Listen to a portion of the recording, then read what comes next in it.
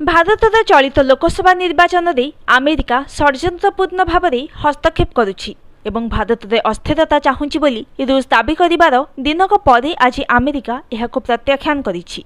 America वैदेशिक मंत्रालय मुखपात्र Matthew Miller कहिसेंति आमे भारत में हेउथुबा निर्वाचन में हस्तक्षेप करूनाहु कारण आमे विश्वर कौनसी स्थान भी हेउथुबा निर्वाचन में हस्तक्षेप करने केबे चाहिनाहु।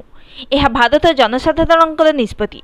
भारत निर्वाचन में हस्तक्षेप करने सहित धार्मिक स्वाधीनता उल्लंघन नहीं अमेरिका भारत विरोध में भित्तिहीन अभियोग आनिथिबा रूस वैदेशिक मंत्रालय मुखपात्र मारिया जाखारोभा अभियोग करने पर मिलर यह प्रतिक्रिया रखिछंती।